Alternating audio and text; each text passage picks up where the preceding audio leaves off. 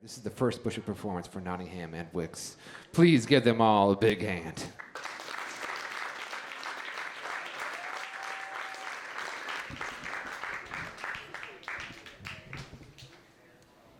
This is from my essay from the Jack Straw Anthology that's titled Soul Story. I was in New York for a week to attend the Narrative Medicine Advanced Workshop at Columbia University's College of Physicians and Surgeons. We were there to learn about ways to incorporate the stories of health, healing, and the human condition into our work.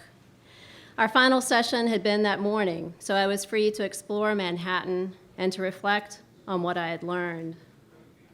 I am defined as much by my revulsions as by my attractions. In one of our last sessions, we read and discussed Colm Tóibín's short story, 1-1, a haunting story of family love, belonging, and regret.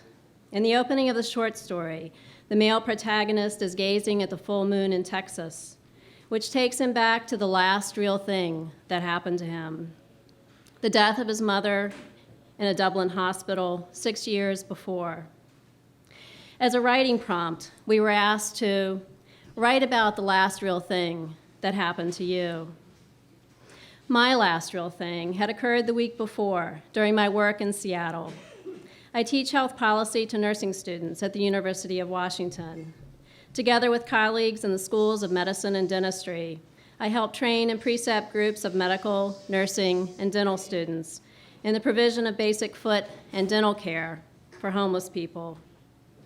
The week before my New York trip, we had done one of these teeth and toes clinics at Seattle's largest homeless shelter. The shelter is in the downtown core of Seattle, at the bottom of the original Skid Road, which earned its name from the frontier town Cedar Logs, public inebriates, and gold rush prostitutes that all rolled downhill together into the mudflats and saltwaters of Puget Sound. Entering the building, I was hit by the smell of a horse stable, something hay-sweet mixed with urine and feces. The smell took me back to my work at the Sumerian warehouse of the Richmond Street Center in Virginia, where I began my work with homeless people in the 1980s, and where I rolled down my own version of Skid Road and was homeless for 6 months. As this was not a time or a place I much wanted to revisit, the smell that hit me when I entered the Seattle shelter was revolting.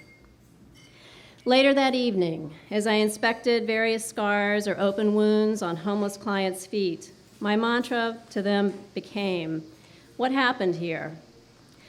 Some people had simple replies such as, "I was in a bad car accident a year ago." Others were more complex. One patient was a hugely obese woman dressed in a stained orange t-shirt stretched over sagging, braless breasts, her short red hair flying away from florid, puffy cheeks. She stared at the ceiling while mumbling to herself as if in prayer, her hands held in front of her neck, fluttering. I had the impression she was trying to catch hold of her exposed and scattered soul. Her only reply, while still looking at the ceiling and twitching her hands even faster, was, "I get nervous with too many questions." Sitting next to her in a gray metal folding chair was a thin, middle-aged white man drawn into a frayed down vest, a military-style green cap on his head. He spit out at me, "It's a freak show here. I'm disabled. I've got depression. That's why I'm here with all these freaks." Bitter, he was devouring himself in an endless loop, like an abortive Ouroboros. The blown-apart woman and the spitting man are parts of myself I'm still learning compassion for.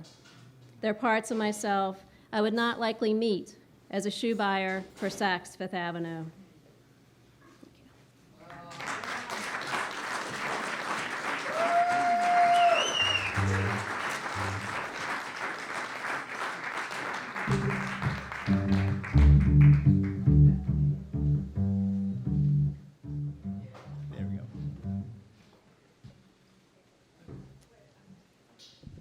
Well, we read all the pieces from the Jack Straw thing, and Josephine's one we both really, really loved, and we're so happy to get chosen for that one. Such a great, selfless, egoless writing. We really enjoyed it. The song we write is a collaborative effort.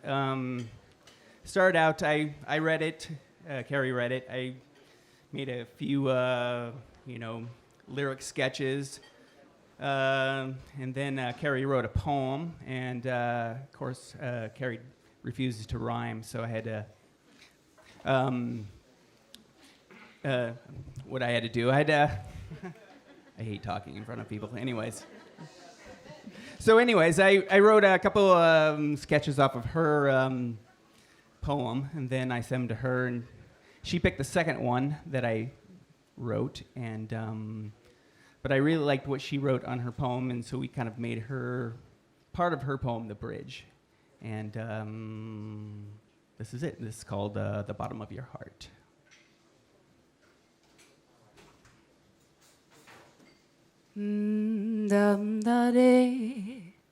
Sorry, just check.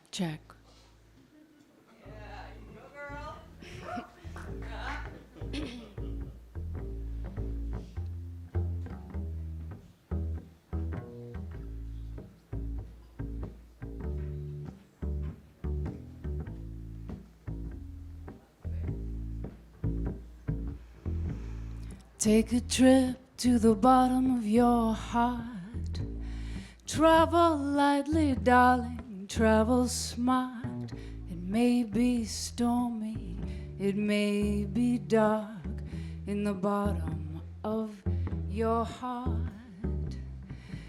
When it feels as though your soul's been split in two, and all you can do is stare into the wound. Dig in deeper, keep on pushing through. It might just welcome you. Where do we find compassion for shadows we try to hide? How they seep out like a serpent wrapped around us, unfurled in light. There's beauty in the depths of despair, a shining light in what's beyond repair.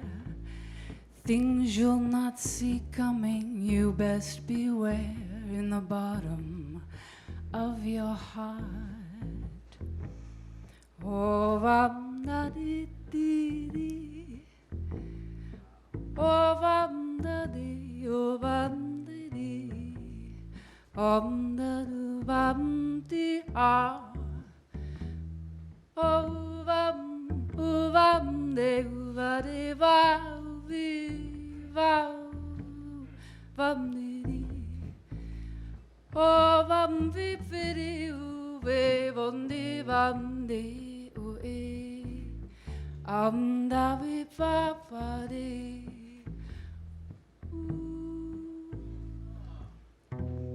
Where do we find compassion for shadows we try to hide? How they seep out like a serpent wrapped around us, unfurled in light. Write a postcard and mail it home. Send pictures from wherever you roam. And remember, you're never alone in the bottom of your heart. Remember, you're never alone.